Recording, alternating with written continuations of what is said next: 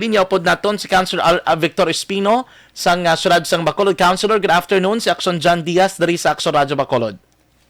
Action dyan, may yung hapon, and of course, sa tanan nga tagpalamati, labi ni mga suki sa imong programa, may hapon sa atin. Amo ning ano ko Councilor kay T1 call away, pero Councilor tawag kami blaliwat. Kay dulo kami sa Action Radyo, dunanad kami nga kung may mga concern sa transport sector, gina-reach out namon simo kay para aware ka. Sini nga hapon may ara Councilor bla mga e-bike drivers no dra sa may Sambok Terminal.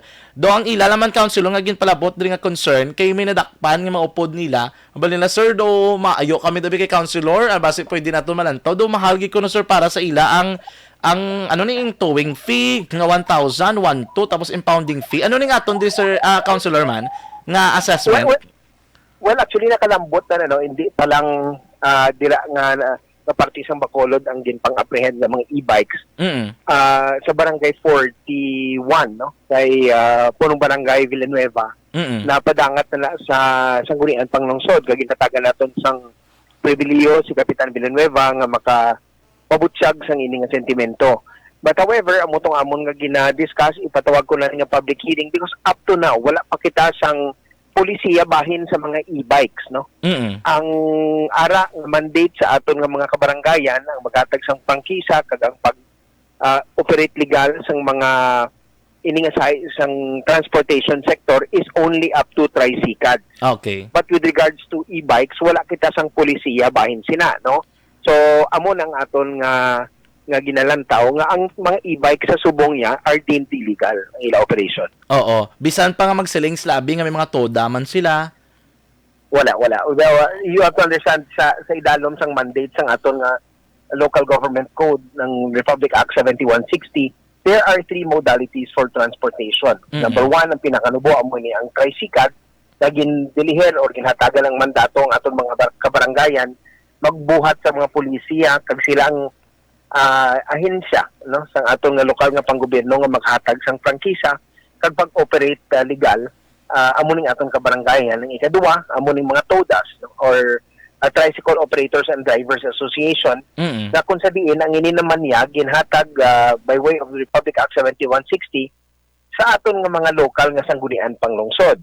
Now, ang ikatatlo amo ini mga jeepneys, mga taxis, mga bus, minibus, ginhatag ini nayadrit sa Land Transportation Regulatory and Franchising Board.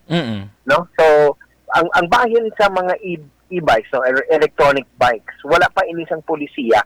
However, may ara kita coordination meeting nga pagahiwaton kaupod sa LTO because ang LTO, ang Land Transportation Office, may ara sang direktiba bahin sini. No? So, aton pa na ipatigayonon kaupod sa Committee on Transportation at Traffic sang Gunian kag ang Land Transportation Office, no. But as of today, action dyan, wala pa polisiya bahin sa aton electric bikes. Oo. So it means Councilor nga basta yan nakitaan sila sa dalan, pwede sila dakpon, no? Kahit illegal sila imong, no?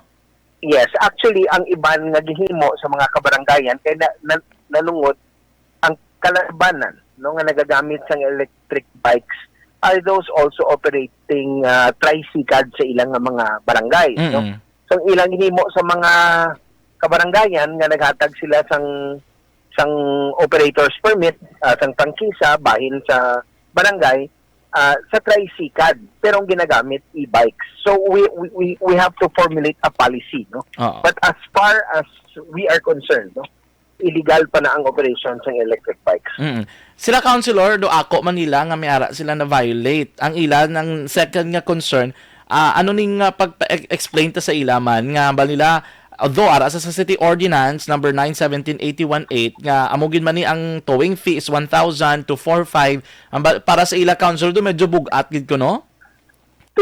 Para sa akon galing these policies are made kay parang mapatuman karon kung hindi na iya pag-itumanon ang aton nga mga polisiya, ang aton nga mga nga ginkasugtan kay ang City Ordinance may ara ginakasugtanan bahin sa tanan nga stakeholders, then paano na lang na karon, no? So para sa akon kung gusto sila they can file kay of course ang ato naman yung diretso action dyan is of course pamatian ta ang tingog sang aton pumuluyo.